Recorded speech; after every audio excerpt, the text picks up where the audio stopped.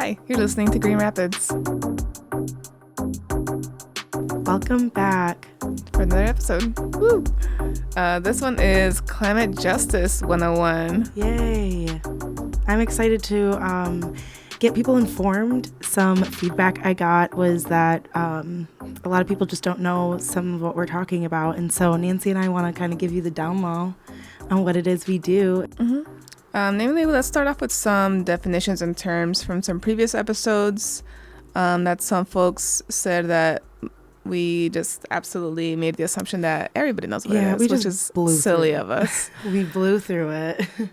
We're enthusiastic. And anyway, but so one of those things are greenhouse gases and carbon emissions. So these terms can be used somewhat interchangeably. Basically, carbon emission is a type of greenhouse gas, but carbon emissions are also not just one type of emission. But basically, a greenhouse gas is a gas that absorbs and emits radiant energy at thermal infrared wavelengths, causing the greenhouse effect. That's a definition from Wikipedia. But Nancy's going to break it down in layman's terms. In layman's terms, these gases basically stick around in the atmosphere in such a way that the Earth's sunlight is trapped and it acts like a blanket.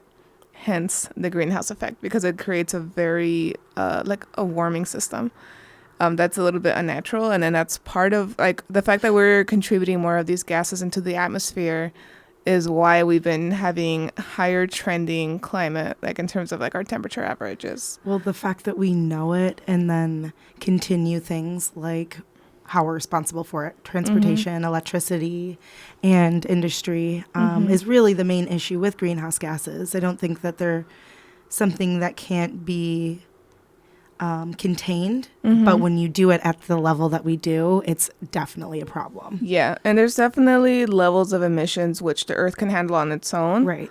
Because a lot of these greenhouse gases are the top 5 are water vapor, carbon dioxide, methane, nitrous oxide, and ozone. All of those happen naturally, and all of those are required for a healthy atmosphere. Yeah. But too much, everything in moderation. So too much is really bad.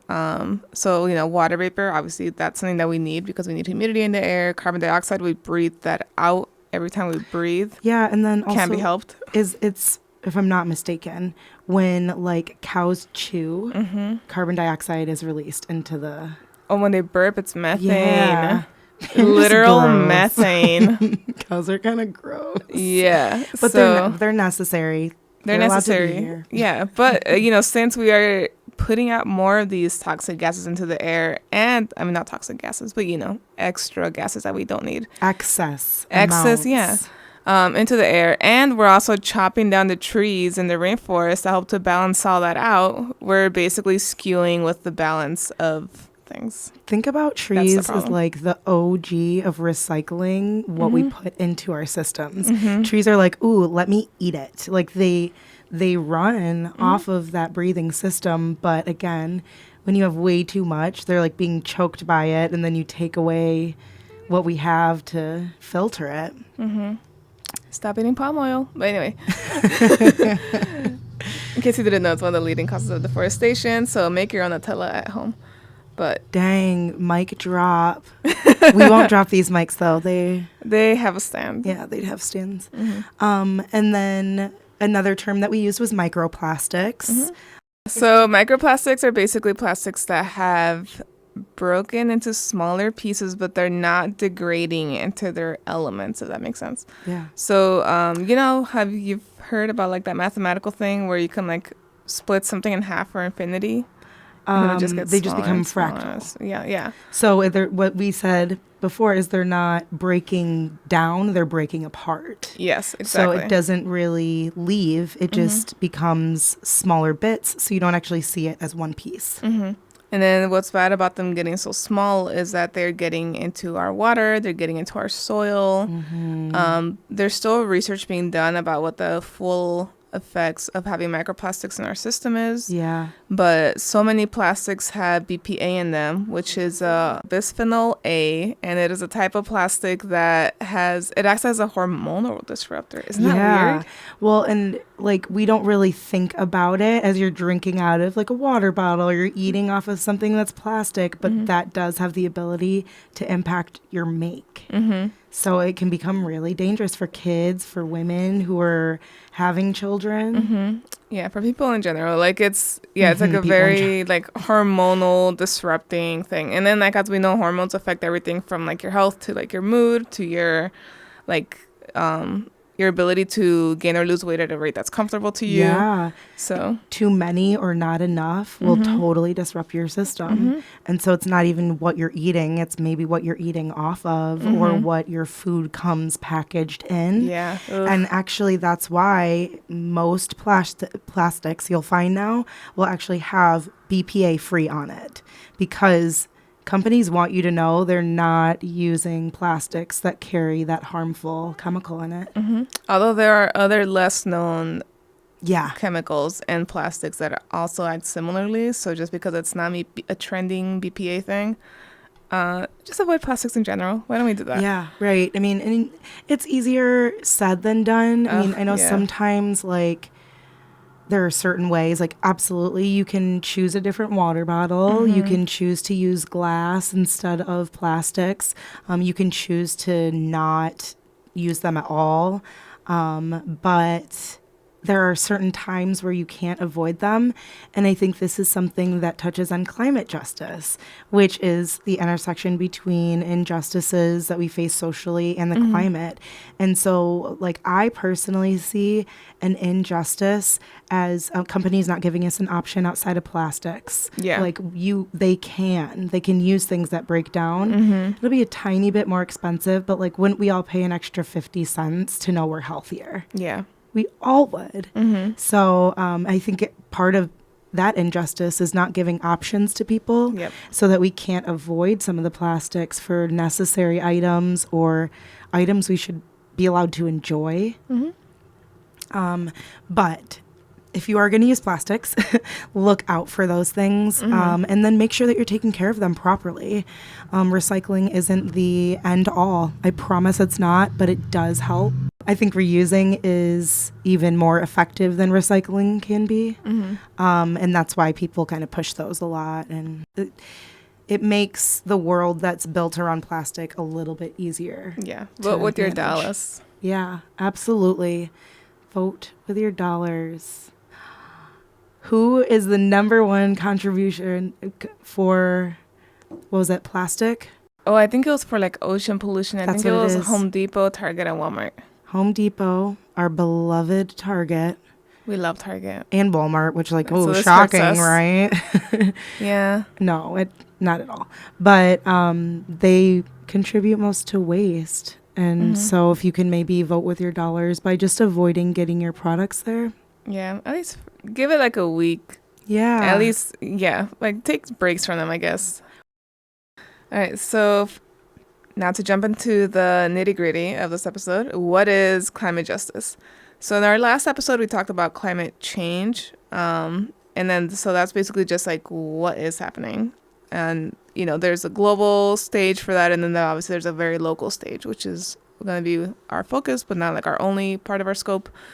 But Mary Robinson, who is a former president of Ireland, describes climate justice as a movement or a term that insists on a shift from a discourse on greenhouse gases and melting ice caps into a civil rights movement with the people and the communities most vulnerable to climate impacts at its heart. So to simplify that a little bit. So climate justice is about moving away from, we already got the technicalities of what is climate change. So now we're going to be looking at that through a human lens and seeing how that impacts daily human life. Especially that of those most vulnerable, like frontline communities. And I really hate to say this. People don't care about the polar bears. I personally do, but like when you start talking about how it's going to impact humans, I think that's where people start like realizing how large the issue is because we separate ourselves so much from like animals and nature, like just as a population in general. I feel like there's like two camps to that. Like I feel like there's definitely like the wealthy or mostly white camp that does care for the polar bears, and they'll donate a lot of money to save the polar bears and all these wild animals that are suffering. And then there's the maybe people that are more focused on their survival and living day to day and just trying to make that next rent bill or whatever. And they don't have the energy to care about the polar bears. But we need to, but then that's when education comes in, and it's like, okay, this is about more than just the polar bears. It's about you. Like, you're going to be most affected by this, you know? Well, and that's exactly kind of what I guess what I was saying is like, we're starting to realize that like it's not just about the turtles and the polar bears, even though we all should care about them. Like they were here before us, but it's now impacting your neighbor or the, you know, the kids that your kids play with or just whoever it might be. I mean, I think one of the first scopes we really got to how serious that is would be something like Katrina. Yeah. You know, where we really saw how people become displaced, and it's always going to be, or it's more likely going to be the people who can't get out of those situations. Yeah, and they can't afford to move. Like, they don't have the resources or, like, you know, the flexibility in terms of, like, livelihood to be able to go somewhere else and start over. Well, and I can say with all of my heart that the people who are living in that city are not most responsible for the things that happen, like those natural disasters. Absolutely. They are not most responsible for the lack of help that comes when they need that support. Yeah, so it's a bummer. It's really nice when we can wrap it around. I like how she says it moves it from just being greenhouse gases and melting ice caps. Like, you start realizing that we are the polar bears. We are the turtles. Yeah. We are not separate from that at all. Some other, like another article that I was reading by Daisy Simmons from Yale University listed off a few points about how, like, about the adverse impacts of warming climate and then how that's not felt equitably among people. So one of her first points was, climate justice begins with recognizing key groups are differently affected by climate change. Nobody is immune, but the poor and vulnerable are going to feel negative effects of it first. In fact, we already are. We are. So y'all might have heard about, like, by the time you guys hear this, it would have been probably like 2 months ago, but about the power outages with DTE and consumers and how all these people that are, you know, a vulnerable population were left without power, without energy, without heat in the middle of a winter storm. And it's during that winter storm or like right before that winter storm, that DTE decided to raise prices. And I listened to a lot of the testimony from people who are experiencing those outages. There was a town hall meeting that I went to, or virtual one, actually plugged on our Instagram. And DTE rose the rates so that they can address the problems they're having properly. And what they're supposed to really do, when you think about it, is then lower the rates back down, but they don't lower the rates. They hire them and then they keep them where they are. But also, people were facing problems on like a beautiful day. It would have been like, it was one of the nicest days of the month, and people were still facing outages. So you can't even really blame it on weather anymore. Yeah. It's like reliability of the systems that we are cornered into because our state chooses to monopolize energy. And then, so that's, and then like we were talking about like hurricanes, like people can't leave those situations. No. Here in Michigan, like we haven't really dealt with anything more extreme than a winter storm so far. Knock on wood. But, you know, as we get further and further in with like more unpredictable weather patterns, I'm sure we could start expecting more tornadoes and, you know, it'll be a blast. Well, and I think we mentioned this one of our first episodes, but like hotter summers equal higher crime rates. hotter summers equal we need to pump out more energy Yep. so that we can cool our homes. And that only rises rates and rises, the ability for those outages to happen. And it just kind of creates its own issue in itself. Yeah. When I say one of my biggest issues right now is energy, the way that we use it and the way that we decide to gain it is my biggest issue because it's a nonstop problem. Yeah. You need more energy the warmer and colder your winters are. And they're only going to get warmer and colder if we keep getting energy the way that we do.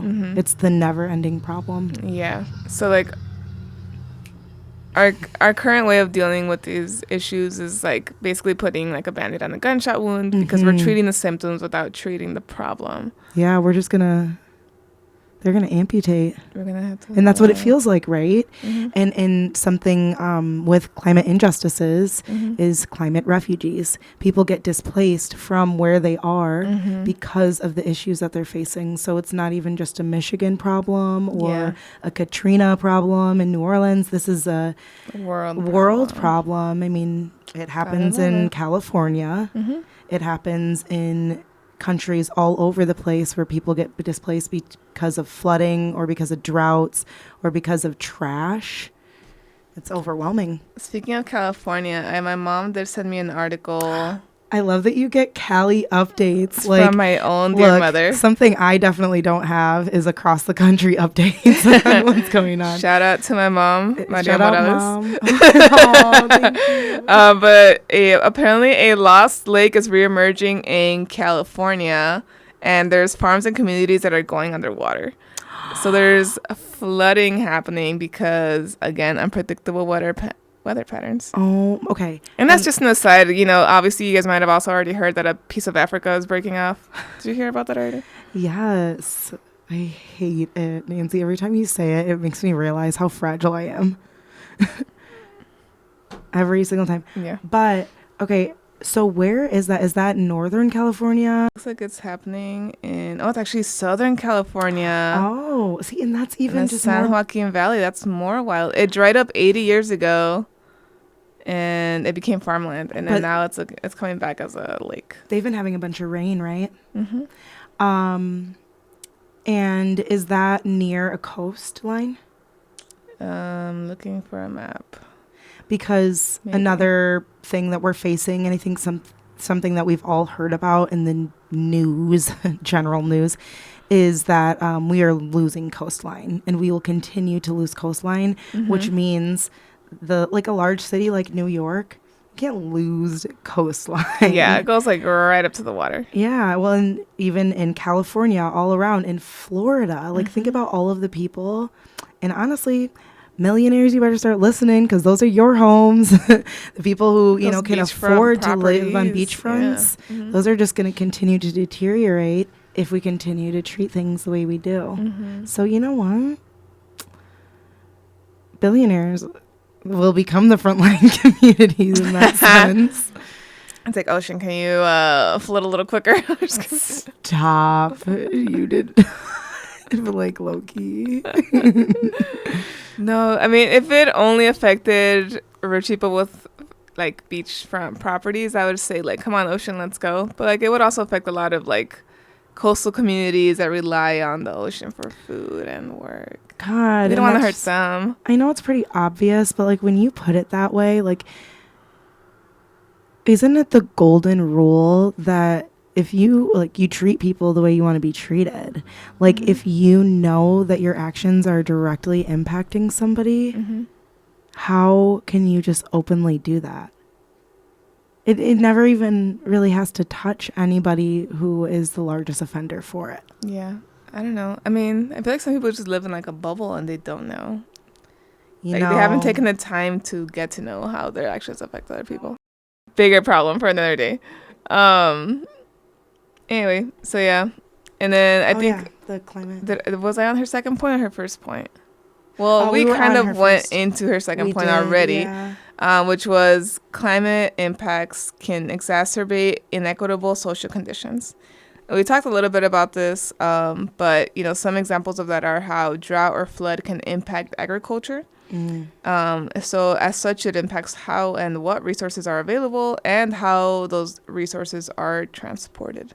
So it can create like shortages in a lot of places. For people, it might make things more expensive, so that people can't afford them anymore. Yeah. So those are all other non-weather ways in which climate change is gonna affect climate justice. Yeah, and the way that climate really touches everybody is when you put it that way, Nancy. Food for a lot of people who are in frontline communities is already hard enough to get, right? High quality food, access to it. Yeah. But when you talk about food and how in California or how in Florida they might be facing those issues, that's going to come down to then Michigan when we want all the fresh foods that we have. We don't have access to that. We don't have the ability to pay for it. And when it becomes more hard to pay for food, then you're not able to get the proper nutrition that you need. And then that's going to impact your ability to be educated. And it's going to impact your ability to have a quality of life. And being less educated ultimately keeps you in these positions where you can't afford better food or you can't afford better home to get away from the lead paint and water. And then that's why I like to have these conversations, not because I want people to be sad about it, but because it's such awareness. I mean, to be fair, I feel like not enough people are sad about it, which is why nothing is happening. Look, Nancy, our call to action is Nancy wants you to be so freaking sad about this that you have to do something. I have a little bit of eco-anxiety. We do. Some environmental depression. We have had this for years. Some climate crying. I have climate cried so hard over the past month with I think it was the East Palestine and then it was the DTE thing, and it's just on top of hearing that we aren't reversing what we're doing in our country, and we are the largest contribution to climate injustices. Anyway, so as a final note on that sad stuff, I know I hate doing this, but again, I mean, if you're not passionately aware about these things, you have no reason to change them. Exactly.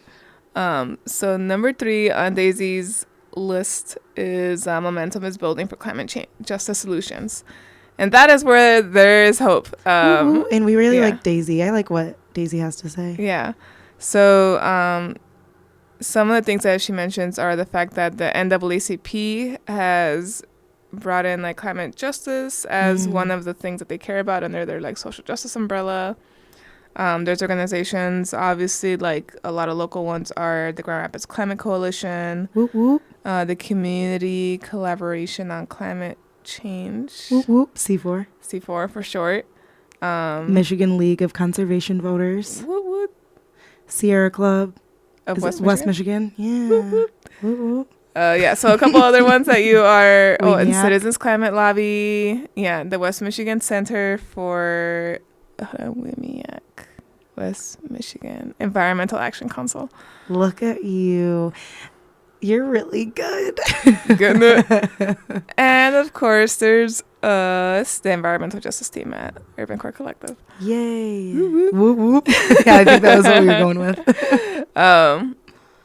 So yeah. There's hope. There is. Oh, it's not lost. Not yet.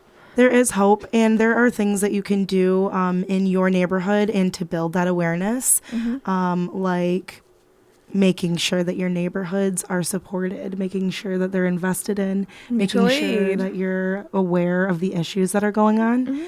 Right now, something that Nancy and I are working closely on with some other environmental and non-environmental groups in the city is making sure that maybe some of the truck routes are addressed. What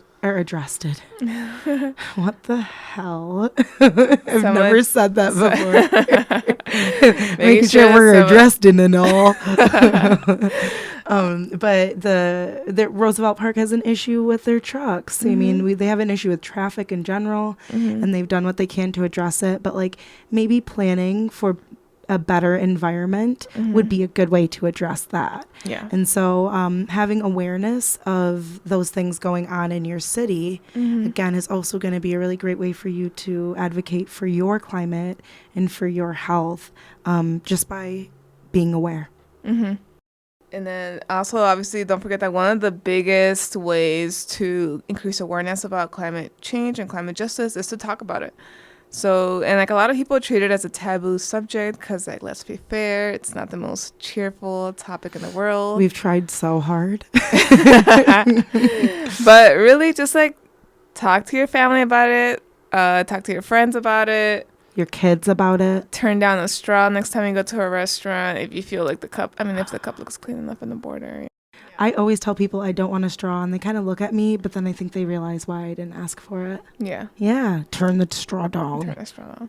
Okay, but our official call to action this week is we're coming up on May. Oh, we love May. Get out in the sun. It feels good, and it's natural vitamin D. It is natural vitamin D. So I have a twofold call to action, which is no mow May. For the month of May, do not mow your lawn. May. No more. This is when, the snow is like finally leaving us. So it's a chill.